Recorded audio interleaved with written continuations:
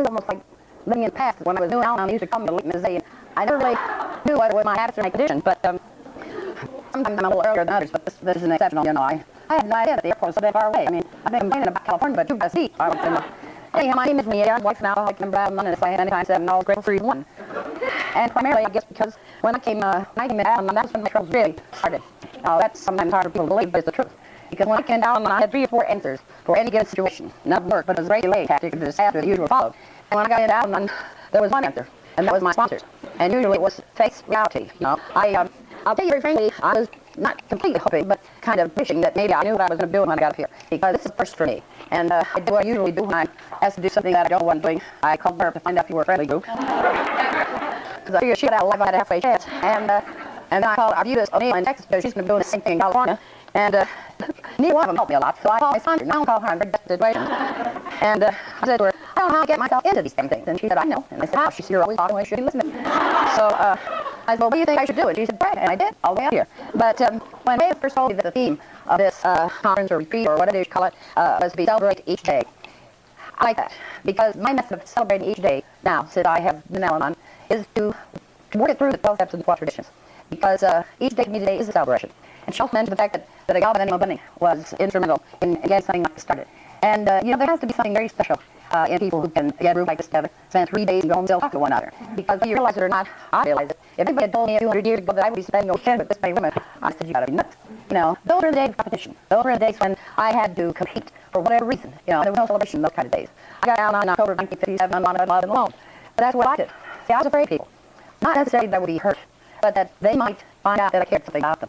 And that was the only weapon that anybody ever had they could use against me. And that was the fact that if you found out that I liked you or that I cared about you, whether you were a friend or whether you were a relative, it meant that you had a weapon that you could use against me, and I was constantly afraid that you would. When I got to Al-Anon, most of you know I didn't come for good reasons. It was led my husband's vote that got me to Al-Anon, and I was altogether happy about that either, because this was a strange bunch of people, as far as I was concerned. You know, one thing they stood up and talked about things that I'd been hunting for years, you know, and it didn't seem to be the least ashamed of.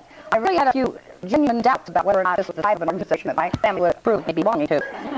But there's something about what goes on in a meeting and between individuals in a meeting that is almost captivating, at least it was to me, because it aroused in me a desire to have what you want, or have what you had, and do everything together. That's a quarter of a big book. That's all right. Like we used a big book about Alcoholics Anonymous because we didn't have a lot of literature. We had 5 pieces, one printed in Toronto, 1 in Tucson, 1 in LA, and 2 from New York. We had a book about that big, but didn't say a whole lot, but managed to make a lot of pamphlets out of it. And then we had the big book of AA. And so I'm kind of geared towards there not being necessarily any kind of separation between the Al-Anon and the alcoholic, because it's but a grace of God. I could have been on the other side, because you could believe me when I tell you that if alcohol had done for me what it did for him, I'd have gotten drunk. Because it just seemed to me like he didn't have a care in the world. I tried it. I tried that drunk all the time. It didn't help me. It just made it harder for me to do what I had to do. And it sort of generated less cooperation, too, from the people that were around me, because I was not happy drunk. I was a traveling drunk. Now, I don't know whether any of you read that or not, but I used to tell people 2 martinis and shut it off, never had. And that's true, you know. I did an idea in my head. I should have called some fun time in Cisco, and 2 late Tom, so I'll just drive by. You know, and so I really don't have too much trouble with some of the things that Eddie has done today, because he's one of those people that drink and have happened. Not me. I either telephoned or I went, one of the 2. I guess it's no surprise that I identified more with alcoholics than I did with women. And I used to love to mention the fact that I liked to drink during days that I was drinking, because I like to watch some of them Al-Anon swarm.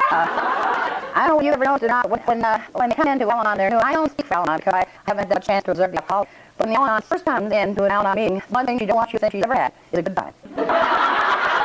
Yeah, because no self-respecting martyr ever had a good time. And I can say that with all honesty because that's the way I was. You know, I'm in my first Al-Anon meeting as a conversation to help them. Because that's sort of the way my sponsor had introduced me to it. I've talked a lot of times, I've mentioned well on occasion, but in my day, you didn't pick a sponsor. They gave you one. And it was primarily because I didn't say that Al-Anon was underground, but there were so few meetings that you know where they were. And so Wilma actually was chosen for me by God, because the gal got the original call to make a 12-step call, and we had an air appointment. We were very dedicated in those days, I guess. And besides that, she lived a little distance away, and so she called Wilma. And that's Wilma, she would call her and see me. That's how I got her. And as some of you know, Thursday she came to my house, she found the front door shut, which was necessary. I mean, I was in a shape to cover 2 doors. I was really kind of worn out, and she finally came back that night, and she was scared, I think, because she had gone next door to ask this neighbor whether or not I was at home, and the neighbor had implied that I was crazy, and so it kind of scared her. When she came back that night, she brought a friend with her, and I never saw the girl from that night ever again. I mean, the will. I think it scared her too, you know, because they were in my house, I don't know how, and I had all these little bodies running around, because I used to get my kids to bed on the production days. I'd fall in the tub, get them water in the hour, I dressed in bed, so I had a little time to worry. And because Besides that, I had always, some of my messages to a favorite husband, I'd always say, Daddy, if you intend to see your children before they go to bed, you had better be here on time.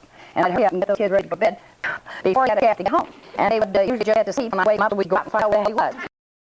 And maybe that's one of the reasons that I'm a firm believer that in my particular case, my kids never react to the alcoholic. They always react to my reaction to the alcoholic because they never knew whether they were going to bed or not. But Will came back that night and told me how sick I was and older. But what she actually told me was that I had tried something I didn't even know I had, and showed me a lot of other people still had it. And she was going to get together and help me in the group. That's sort of the way it sounded to me. But I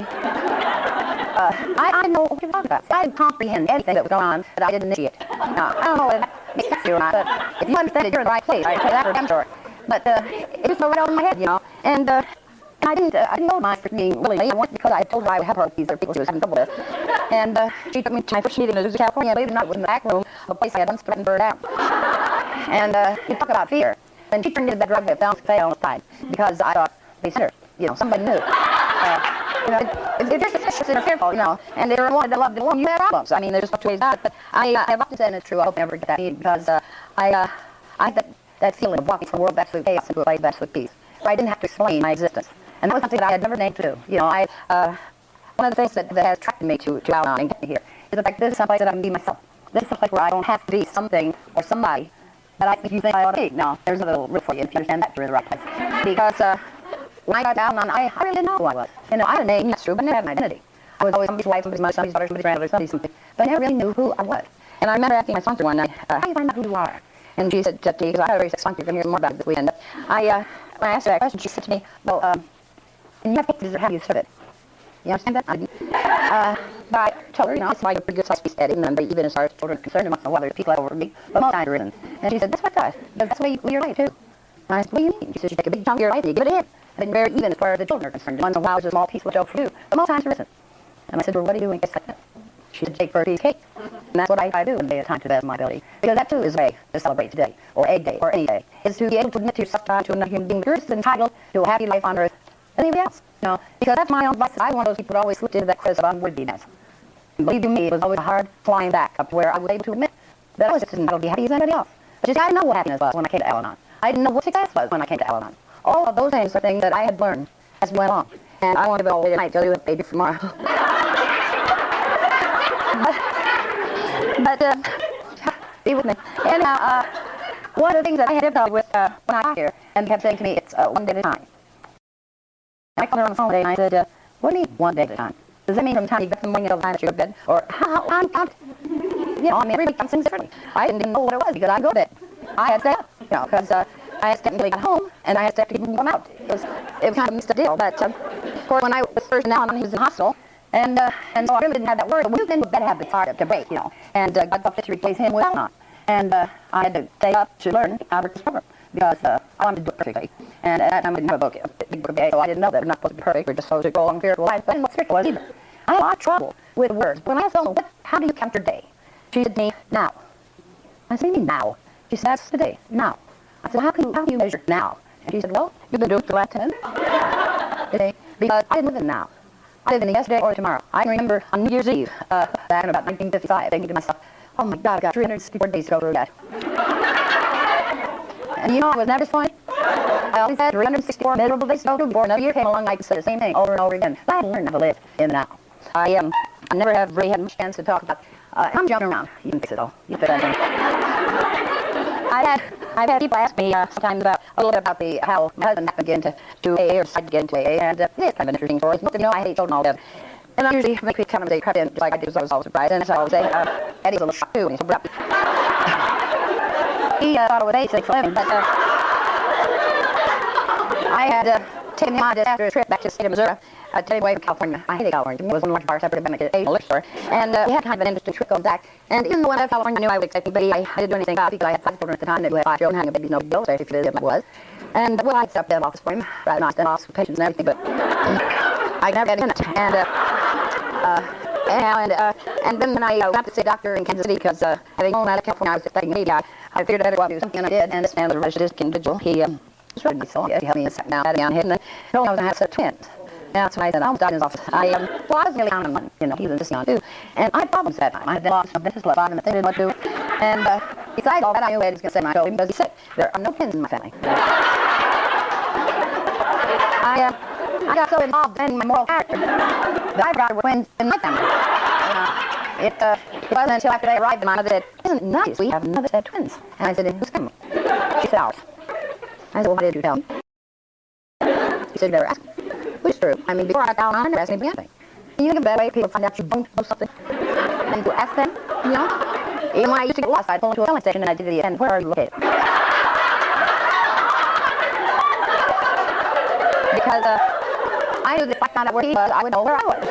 And that was the whole point of the exercise. But he should not know I didn't know that I was lost. That was the whole thing. But anyhow, after the successful trip to Missouri, I decided to bring it back to California because, you know, I didn't like California. Well, I hated Missouri. California looked pretty good. And I came back out to California, and it was really an interesting trip. You know, I think we lived in a place more than a week and a half, you know, because I'd move in, take a look around, and I saw a bar within walking distance, I'd move. And that's why I have two sons. I never could keep in school, taking to school, usually waiting for him when I got home. And I asked him whether he liked school or not after I got out, and he got out, and he said, I did, sure did, Mom. But I was always afraid you'd move while I was home, you know. And that really wouldn't have been unheard of because I never stayed at a place for a very long period of time. But Hammerfell, when we were living in Westchester, and Eddie got arrested. And that was the thing. I had always told him, you know, if he ever lost his hair, I was going to divorce him. Never brought him going to jail. And I have a few other things, you know, that I kept checking off because he did all of them. And finally, I got arrested. And I knew that this was it. I was just going to have to divorce him because he had become an embarrassment to my family. None of my family had ever been in jeopardy before that I loved at that time. And sadly, he ceased to be that tall, handsome, immaculate professional man with me. To be sort of like John Bullinger. Now, I have a very vivid imagination. You have to sort of get to that because I used to visualize him, you know, standing behind the bars with needing to shave and all that stuff. I just see him on TV, you know. I want you to know that when he came out of jail, he looked like that on hard vacation. Because I know when it looked like I'd been in jail.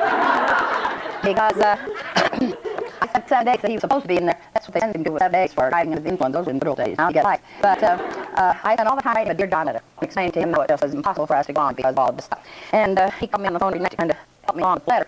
Because I just got so embarrassed. You know, he was probably listening on the telephone line. Now that's paranoia. But I didn't know I was paranoid. And he was calling police cars. Can you believe that? And loving it. Because he probably all night in the sun all day on the roof of the jail. When he called me and told me he got 2 days off, he said, good culture, I wanted to fell asleep and get because I hadn't finished the letter yet. But I went down to Lincoln Heights. I didn't go in because one anybody think I knew anybody in there. So I sat across the street like I was doing yard work at the Red Cross. And he walked out of that jail, up in that car, and he raised his hand and he said, Winnie, I will never take another drink as long as I live. And you can believe this or not, I forgot the whole damn speech. I'd been practicing for 5 days. You know, you could wake me up in the middle of the night and I'd start right off what I had been writing. So anyhow, I believed to the point that I got a house out in Temple City, a house that was built for me in about 1898. Like it, the house was 8 for a ghost that finally got there. Because the little lady that took me through it had got into it as a bride, so she thought I used to be. I thought I was, but it was sort of a meeting of the minds, you might say. She down or showed me rather like it was a fruit cellar or something. It has solid floor, you know, and kind of inches is a wonderful place to hide things. Not agree with it, you know, after a sharp shot, plenty of basement and all that. You know. I was the only one that looked for anyhow. But anyhow, when we were in this house, now I'll tell you a little bit about this house. It was furnished. And furniture, I think, been there since about 1998. The only thing in the house that worked really was a piano. And I used to sit out at the piano after I got the kids to bed and compose my messages to the way your husband with the music background. And there were a few keys to stuff, but I pulled out the piano long enough to find out I'd play Onward Christian Soldiers with many things hidden, you know. So after I got the kids to bed, I'd sit down and play Onward Christian Soldiers, you know. And those kids would sleep the whole time I played. But the minute I stopped, they were wide awake. Because they knew either he was home or we were leaving. It was one of the two. You know, never even had to wake them up. But it was about this time that I was feeling too well, and I didn't know what was the matter. You know, went to Arcadia to see a doctor. And of course, first thing he said to me was, Mississippi, you're going to have a baby. And I'm like, I did. You know, I mean, I just couldn't understand this at all. I'm a good Catholic, but he was not a guy. Just couldn't quite make the connection. But this doctor said one thing to me that nobody else ever said to me before. He said, there's about 1 chance in 100 that this would be a full-term pregnancy. And that's all I heard that man say. I went out to his office knowing that I didn't know where, I didn't know when, I didn't know how, but I did know that this time I was not going to have a baby. Now, you may not believe this, but it's the gospel truth. I did not gain enough weight that anybody in my family, even my husband, knew that I was expecting a baby. A doctor in Alcoholics Anonymous told me that it's a classic case of self-hypnosis. That you can believe something so strongly in your own mind that even your physical appearance will take on that which you have stressed out on. Because when the light went on for AN, he told me he wanted to go to San Francisco and go back to a doctor who did a native work. I volunteered to drive him up. Now, I knew if I was going to have a baby, I didn't know what the time was I wasn't. I figured I'd take him up. And we left Los Angeles, drove as fast as I could go to San Francisco, keep him up there for a light now. I dropped him off and headed back for Los Angeles. I wanted to get the hell out of there too, you know. So I dropped him off, headed back for LA, and we stopped at the beach and we went to a drive-in movie and we did a lot of things. And I had this funny feeling, but I didn't hurt any place. And I think I was tired. You know, I have a doctor friend that told me that I'm going to die from self-diagnosis because I was prescribed for myself. There, now I finally got back to Tennessee, and I told my old son Butch that I was going to run down to the general hospital and get something to make me feel better. Now, there's 15 miles of freeway driving between where I was and the general hospital. I drove those 15 miles by myself. I parked in 15 minutes parking, though. And I went to the emergency room and I told the nurse that I didn't feel well. And she said, well, you're going to have a baby. I said, no, I am not. And we argued all the way up to the floor. And George, my son, is probably the smartest kid I ever had because he knew it was coming all the time and I didn't know till the elevator stopped. But I kept telling that idiot that I was parked in 15 minute parking, though. And I had to move my car to very appealing people. And I finally got my clothes back, and I was afraid down the hall, wanting the keys to my car, and they would give me the keys to my car. And so when they asked me who I was, I don't cooperate with people like that. And I told them, find out for yourself. And they did. Off the registration in the car. And they sent a deputy sheriff out to my mother's house to ask her to please come down and try to quiet me. You know, by the time she got back there, I was still threatening them with what I was going to do to them. But it didn't seem to upset them. They said to me, you have to leave, baby. I said, I'll be back. They didn't believe me. I don't know why, but they didn't. And why I heard that psycho, I'll never know either. But she convinced me that I would go with her that night, that we would come back the next day and get a car. And believe me, I didn't rest until I went back the next day and got that car. But I didn't know until I got down on why that car was so important to me. That car was my means of escape. When things got too heavy for me here, I got in the car and went someplace else. The thing that Al-Anon showed me was the reason that I could never escape in that car is because I was a monster that was chasing me, and I was doing driving. After I got the car, then I had to write a letter to my job and tell me I had a new son. This is not an easy nut butter to write. I dropped him off the day before. But I wrote the letter. I said, special little because I didn't want anything to keep his son. And he got it. And he had back to Los Angeles to find out what in the name of it was going on. You know, I always seem to surprise him with certain little things. And on the way down from San Francisco, he was arrested and put off the bus in Santa Barbara. And when he called me on the phone to do something about it, my mother was standing right beside me. And for the first time in my life, my mother gave me an order that I couldn't refuse. She said, you do one thing to help him, and you don't need to call me ever again. And bird hands were in the bush. So I just told him there was nothing I could do. And he spent a weekend in the jail in Santa Barbara. And we went before the judge on Monday morning. The judge happened to have heard of Alcoholics Anonymous, which had just started in the Santa Barbara area. And he was as confused about Eddie's condition as I had been, and anybody knew him had been. He couldn't figure out how a doctor could be so drunk on a bus, the bus driver would put him out and have him arrested. Or why he would sit in jail during that weekend when he had money to bail himself out. Well, I knew why he wouldn't bail himself. I didn't bail himself out of anything. He always had plenty of money. He could always bail him out, just so that people wouldn't think I couldn't afford to. You know, that crazy paranoia again. But anyhow, this judge called this entering service of the VA and asked him to send somebody over. He wanted to talk to them. And when he got out there, the judge took the whole of my AA and went to his chambers and he said to the guy from Alcoholics Anonymous, what do you think he needs? And they said, the guy looked at him for just about a minute and a half, and he said, I think he needs a drink. And Lord John says, that's the first time in my entire life that anyone had actually said precisely how I felt. I did need a drink. So the judge just charges, I go get to the bus station, he took the ticket. He got him a drink and put him on the bus. And when he got back to Los Angeles, he said to me, I think I'm going to go to the hospital and do something about my drinking. Now, to the best of my recollection, that's the first time that drinking was ever mentioned as being a problem or having anything to solve. It certainly never occurred to me. Because as some of you have heard, maybe you have heard me say, I never came to drinking. I didn't want to eat Alcoholics Anonymous and quit drinking. I just wanted to learn mine. That was all, you know. And in the days that he went into the hospital, he didn't have treatment center. What you had to do was to go through court and have yourself committed. And you were able to do your commitment. Then he had 90 days of an alcoholic rehabilitation, and at the end of 90 days, then they called me, into a very official-looking office. And he gave me an official-looking piece of paper about the day that they wanted me to sign, and I read it. And it said, he had in mind me. Now, I had at that point had about 90 days of Al-Anon, just enough to take my responsibility seriously. And I want you to know that for a long while there, his life wasn't worth living. I would give him just time enough to get to the meeting, so he could have a cup of coffee first. And then after the meeting, he could also have a coffee, but by a certain length of time. He didn't pay any attention to me. I was still doing the same things I'd done before. Because in Al-Anon, at least for me, it was very difficult for me to accept his sobriety. You see, his drinking, I had to be under control. I knew pretty much what he was going to do. But then get sober and call me on the phone. He'd tell me 5 o'clock today, and if he wasn't. And I would never for him.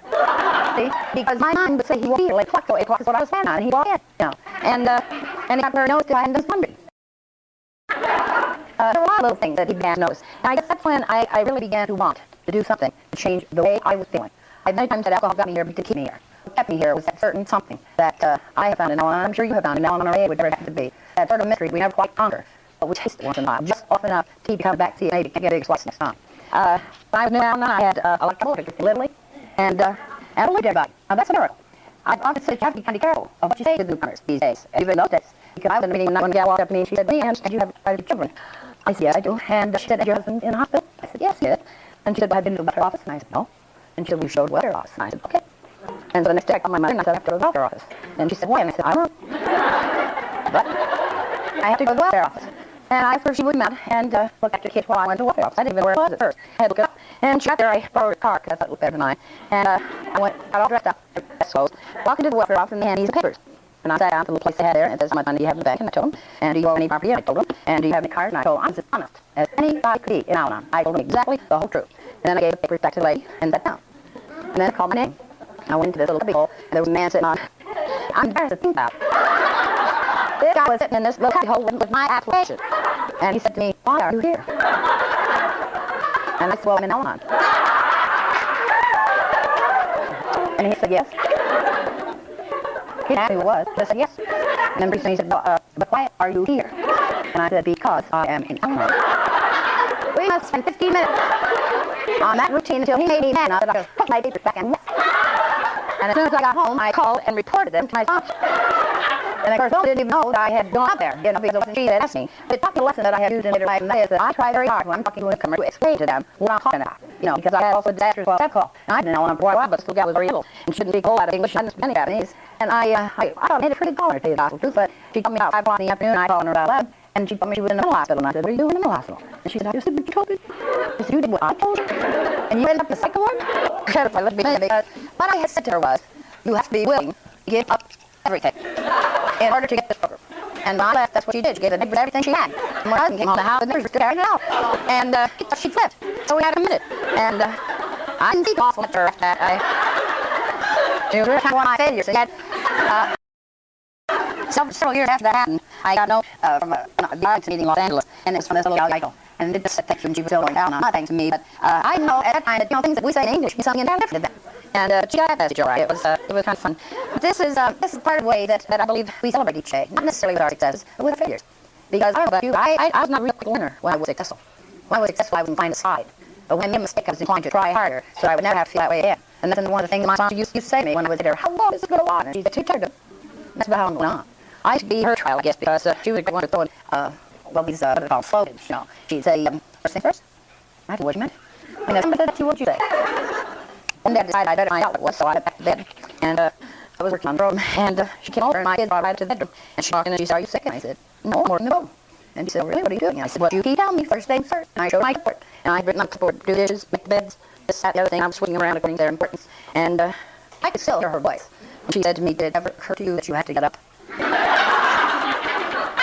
That was even on the report.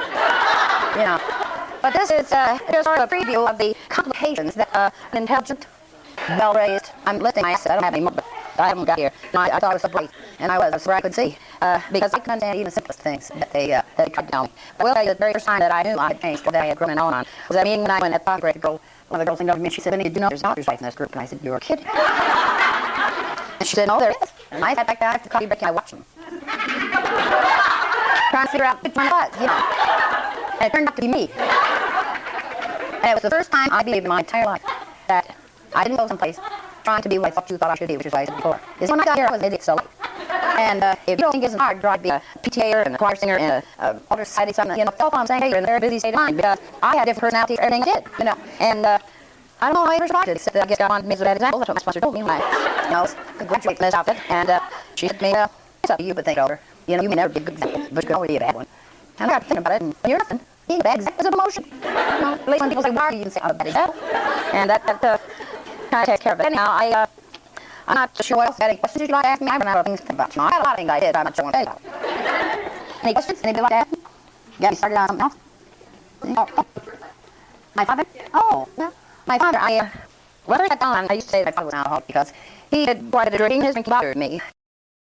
Never bothered my mother, never bothered my brothers or sisters, but it always bothered me. And like I say, when I first got down, I was tall and alcoholic. I could buy an alcohol 2 miles away. Anybody going into a bar, coming out of the bar, standing in front of a liquor store, just looking strange as an alcoholic. And this is a little ahead of the whole thing, but my oldest son called me up off the line, and he says, Mom, do you think I'm an alcoholic? And I said, I don't know. I can't tell you whether you're an alcoholic or not. And he said, why not? And I said, okay, you're not, you're not. And he said, well, do you think I am? And I said, well, but I can't really answer that question for you. But I will ask you a question that may help you answer your own question. And he said, what's that? And I said, how many times have you been arrested sober?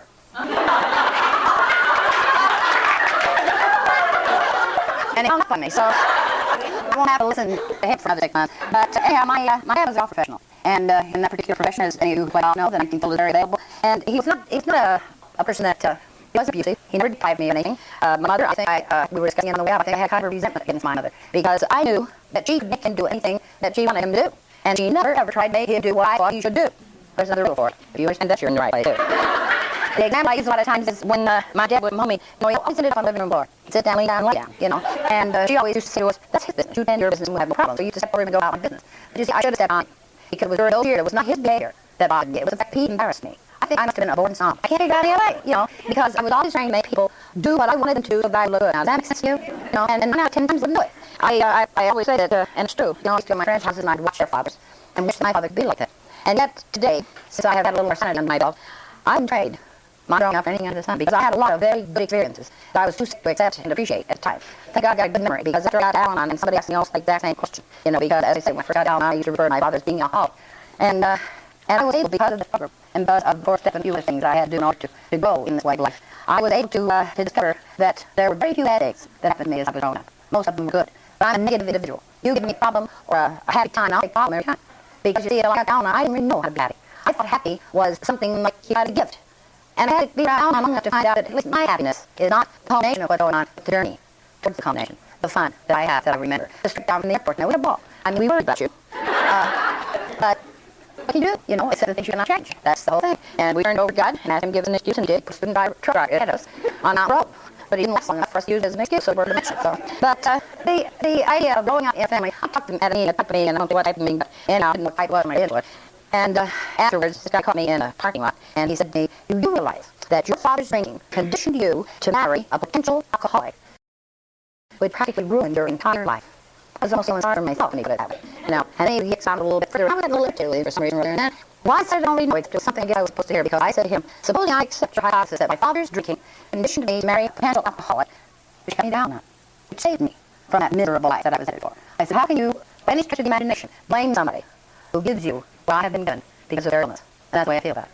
I had a brother that was a little nuts, and I don't know where he is, and I got worried about him. My mother used to worry about him. And I used to say to her, "Well, I'll go get him if you find him."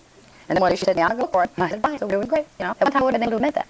Because I would have things that, I got some good luck this, but I got this one happen. And I don't know he's doing anything bad, but I don't know where he is. I don't think my mother and father have passed away, or that my sister and mother have passed away. But that's not my problem. See, that's one of the bonuses that I got right here in a room like this with people like you. And that was that I don't have to be unhappy unless I want to. There's many things that can make me unhappy. This sister of mine, she was very, she had a problem with alcohol, I believe. I believe she did. And her own taught me a lesson that I will never forget, because when she first told me she wasn't feeling well, and she lost a lot of weight, I said to her, "Well, if you change the way of life, you probably find out you'd get better." And that was about in February. In May, her daughter called me and she said, "Emily, would you please go up and talk to my mother? I can't get her to go to the doctor, and I think she's very sick." And when I went up to see her, she was in the final stages of pancreas cancer. Although I didn't know that at the time. I took her to the hospital that day, and she lived 3 weeks after that. But she taught me a lesson that I hope I never forget, and that is, don't, for me, try to think that just because the drinking was an obvious ailment. It wasn't the drinking. It was a sip. If I've ever had a slip in my life, I had it that day, when I allowed my snobbish attitude toward drinking to deprive her of what might have helped her, or might not have helped her. I don't agree with that. Don't misunderstand me. In fact, I have 2 main aunts in New York that wanted to know they couldn't because of their age, so they wanted me to write the detailed letter about everything going on, and I did. And Peggy, knowing she was going to die, had set up her own arrangements. And one of the things she said she wanted was to have a place in Forest Lawn that was close to the freeway, because then she'd never be lonely. I told you, that's the way she wanted, and that's what she got. So when I wrote and told these aunts that information, and one of them wrote back and said to me, "Well, how close is she to the freeway?" And I wrote back and said, "Dear Aunt Winfred, we have no earthquake, she'll be the right-hand lane." And I know to some people that may sound disrespectful, but the truth, and these aunts don't think I'm sick. Only now is the Benedict is fearful. They say to me, "You just strange things since you joined that organization, and I just say things like tell the truth and other things, I used to lie." But anyhow, it's fine. You had a question back there. Oh, yeah, so what my husband wrote. When he went to the hospital, Cambridge State Hospital, he had to agree to attend AA meetings. And it was at an AA meeting that he heard about Al-Anon. And he's the one who wrote the letter to the Al-Anon Central office and told those complete strangers that there was something wrong with me. There's nuts at the Cambridge State Hospital. So one day, once I found out, I just could not believe that he would do something like that. It was, have you ever visited anybody in that house when you're well? Yeah, and you hear that door closed behind you, tear locked like. And then look around, all them nuts look just like you, And the first couple of times I went there, I used to think, "Oh God, I hope they okay, so already freaked out." Because the first thing I did was ask him what his name was, so we kind of strike a friendship, And I took the picture of the damned, I tell you, but all those experiences were necessary. The people that I really thought were okay with the titles, I could tell a nurse from that. And Eddie was helping the dentist. I could tell him, I could get him to work for nothing, and this and this, had him work on all these nuts. And he'd say, "Well, he deserves it," after all, it was an experience. He got a job up there too. He was washing dishes in the employee's dining room because they had bad food. And oh God, forgive me. All right, one boy made visiting, and he got in the car and he said, "Wait, right down here." So I drove down there. He said, "I'll make a left," and I made a left. And then he said, "Made another left, and made another left." He said, "Stop," and I stopped. He jumped out of the car and ran down to the bush, and I thought, "Jesus, Mary and Joseph, he has really flipped his head." And a few minutes later, he came back shaking his head, and I thought, "What's wrong?" And I said, "Are you sick?" He says, "No." He said, "That's real nice divided plates in the dining room, and I thought maybe the kids would like them, so here's some mush, but some dummy cooked one." Again, I really deserved one another. I don't know how we got together, but we deserved one another, and it was something else. That's how I got down on. The men out on wondering how I got in too. They won't talk that hole. It's one of those things. But anyhow, it's anything else? I don't know. No questions. I'll be in best shape tomorrow night. I'm still riding that gas car. But, I don't know why I wrote all this out. I haven't said one of them things on the paper yet. But maybe I saved you a lot of something. I could have said all this stuff in a minute thing to you now that I did over. Do you ever do that? Do you ever write things and then you go to the mail? When I was about a year and a half now, my sponsor, whose husband was one of these oil leasemen, she came up to Oregon. I hated Oregon for a long time because I couldn't believe that she'd leave me in the midst of my illness. Because that's one of the first things they tell you, when you go out on you're sick. I didn't really believe them, but they wanted me to be sick. I was willing to be sick to stick around, And when she went to Oregon, I used to write her letters 2 or 3 a day, only middle and 3. But I didn't know then the therapy that you can get by sitting down and just write it, or what's going on, or a letter to somebody, or whatever. But just being able to communicate with yourself with a piece of paper, at least for me, was good. Will gave me that as a lesson one time. She told me to write letters to God. That's why I thought it was nice. I talked to him all the time, but I'd never read it before. And I'd sit down and I'd write, dear God, and then I'd write how the day went. And she used to say to me, after you write them, after you read them, print them. Well, I'm a collector type. I mean, I've never thrown anything away my whole life. I get out there, I lose something. And I used to keep these things, and I kept them in my purse because I let somebody else find them. I was writing to God, and I was going down the freeway, and some dummy just swerved in front of me. I had a hit break and look, I was going to hit the side of the divider, Now, I wasn't afraid of getting killed or rimmed, or I was afraid I'd get knocked out and find them letters to God and put me in a cycle ward someplace now. So as soon as I found out I wasn't going to die or get hurt, I got home and burned those darn letters. And but it's fun, isn't it? Great to be alive, to give myself great pay. What would you say today is? You raised my son to this now. So do I. Because this is probably the most important time in our life. Right here, right now. I'm not sure why I'm here, but this must be where I'm supposed to be because this is where I am. And that has cut down a great deal on my worrying about the way things are going to go or what's happening around me. I didn't have a worry in the world, didn't I? I just got off the plane finally, and Kathy was right there, and we went sailing, and Kathy was right there. Sounds like I'm stuttering, but I'm not there, but Kathy. And then we head up here, and I'll tell you one thing, Oregon's got a hell of a lot of trees. I've never seen so many trees in my whole life, but they're beautiful, And thank God, because a place like this and people like you can see the beauty, not just in the forest, but in the trees. Halfway up here, I discovered that the river had been running the wrong direction. And I just happened to mention to Kathy, I thought we were rolling uphill, the river was running, no, we were rolling downhill, and the river was running uphill, and she was running downhill. And I watched it for about 4 miles, and I still thought it was going uphill, but that's okay, see, every time I've had to do a little research on that. But today I can take her word for it and enjoy the river, and it doesn't make a lot of difference. So I guess that's all for me for tonight. Hopefully tomorrow I'll be making a little more sense, and I want to thank the committee, Raven, Kathy, and all of you for inviting me up here to do whatever it is I'm supposed to do. And tonight I'm going to pray tomorrow. If you don't like what goes on, come lay down, because I'm turning it over to not. That's all it's good. This is the end of session 1, start of session 2. Morning, everybody. I hope it is. I say it every morning. It's just like when people say to me, how are you? And I say, fine. I know if I say it long enough, somebody told me the absolute truth. And, but this, I just can't get over this place. I really can't. I'm in some beautiful places, but never any place where they love you to sleep with a, rain, yes, but river, no. I was talking to some of the gals over in the dining room this morning about miracles.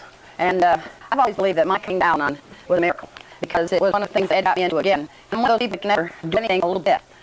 If I get involved with it, I have to go to the end of the road, even though I know that there's a block. When I get there, I still have to keep going in order to survive. And so I think the people glad they got me down on was a miracle because I don't know whether you're familiar with doctor's writing or not. But I still have letters I got from him in 1942 that I haven't been able to decipher.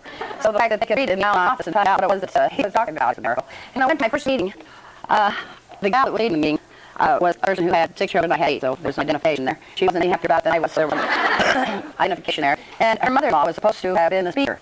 And she hadn't given her Alcoholics Anonymous in the last message called Marty to tell her that she had gotten a 12-step call she was submitted to, so she wouldn't be able to speak. So Marty submitted her mother-in-law, so there was another identification. Well, she smoked my friend a cigarette, so and I look back, I find all these various sundry things, but I think the miracle of the whole thing was that her mother-in-law was the woman that I had been in the altar society with at St. Exodus Church. And I had fought with that woman for 3 years. We had the craziest mix-up altar you ever saw in your life. I didn't know Irene was drunk, and she didn't know I was crazy. And we were both rather strong personalities, and so the priest never knew whether you were going to have the same kind of powers on both sides of the altar or not, because it depended on whether we compromised or whether one or the other was one. But I truly believe that I walked in and seen Irene sitting in that room, I would have turned around and walked out, because I didn't have to be involved with her anymore. I prayed just every time we went to Mass. And so as I look at things in retrospect, I believe that my entire existence, as far as Al and A are concerned, has been one miracle, or maybe a coincidence, after another. I like the definition I heard one time in the meeting. The coincidence is a minor miracle in which God just renamed the anonymous. And I like the idea, When I got down on, as I told you last night, and if I'm at 3 people, maybe it's because I didn't sit there with for time, but I was not all that involved with the 12 steps. In the first place, it didn't tell you how to work them. And they talked about working the 12 steps. And I didn't see any instructions. And besides that, most of them didn't make any sense. The first one said, alcohol in my life has become manageable. Well, if you're an intelligent nature, you can figure that out right off the bat, you see. I could take alcohol, leave it alone, and have been my man beautifully. So I figured that was his step I looked for. And I continued that, I was smart enough not to tell them that I had skipped the first one, because I imagine people in that meeting that really on the first step guide were not, but there was a chance for recovery, and they needed it, because these women, I've never found women. I think because of the competitiveness, I always felt like I was competing with them. I don't know what the prize was, unless it was that thing I was married to. I really don't think I saw the man I married until I got out of mine, you know, because I'm not sure I made such a great choice, but that's all beside the point. You know, I always thought he was tall and handsome and short and pudgy now, but I never really saw him. And my sponsor, you know, she said take the first step or whatever, and I said, oh, I have. And I've never been powerless for anything. I just never felt it was something I do about something would make it a little bit better. You know, I never knew that my solutions were really my problems. And so I kept getting worse and worse after I came down on them. Because you see, I was losing the ability to play the game, and I didn't know it. And I would go into those rooms, and they'd be happy and laughing and talking. I didn't really have a big problem that he wasn't at home. And I did pretty well working in the room while he was in the hospital, because I had the kid recommended where they didn't even know what they were doing, you know. And so they weren't bothering me, and Ed was on, so he wasn't bothering me. And so I had to have something bothering me, and the women were the answer to prayer, you know. Because there was one female in that group that I always mentioned when I talked with the nastiest woman I've ever come in contact with. And she was possibly another one of the miracles that I continued to go to Al-Anon, because my first inclination was I'll sit her. You know, if you've ever, I don't know how many of you have ever been married to somebody who was in the service, but that's one of the requirements, is that you're able to outsit most people, because you don't want to be the first eye lead, because then they talk about you. So you have to be the last eye lead so that you do all the talking. And I carried that idea right into the Al-Anon meetings. Glennis used to look at me when I was new, and she'd just shake her head, you know. And I can understand that, because I'm one of those people today that I go wherever I go, and I go comfortably. Now, there's a thing now that has started about dressing. You must be dressed a certain way in order to participate. I don't know if that's got here or not, but it's pretty prevalent in California, and I've always been kind of something or other. I don't know what they call me, but I always say different. And I've never seen a dress though in Al-Anon or in AA. You know, all the stuff I didn't read, but they've got some brainwash to think you can't get up and share unless you're dressed in teak. Well, I was dressed in teak when I came in, because that was the way it was supposed to be. I was miserable, but I had all the finery, you know. I even did consent not to wear a fur coat one night, because there was already one woman there that had one that was longer than mine. And these were the things that were important in my life. These were the things I noticed. But I almost missed my entire conference one year because I was changing my clothes. You know, because I didn't know how it was in Al-Anon or AA, but I didn't know that if you wore the same thing to Officer White's meeting in the Navy, people talk about you. You know, so you have one dress. And so when I go someplace today, I was telling them to comfort or cancel. So you, I'm this now, because that is the freedom, one of the freedom that they gave me. But getting back to that first step, I struggled with that for so long. But finally, my sponsor, in more or less desperation, I suppose, took the word alcohol out of the first step completely, because she recognized I was allergic to the word, and she put my name in there, and she said, "No, word it." That's been some 31 and a half years ago. And yet I stand here right this minute and I say to you, I'm powerless over anything, and my life has become unmanageable. It tells me who laughs at my life. It takes away every excuse that I've ever had for the situations that I find myself in, because it is me who laughs at my life. And it took me a long time before it really sunk in. You know, I'd do something and realized I had done not even thinking. It was just so inbred in me to do the wrong thing that I did it without thinking. I did it automatically. And so the powerlessness of that I had over my own life because of my own actions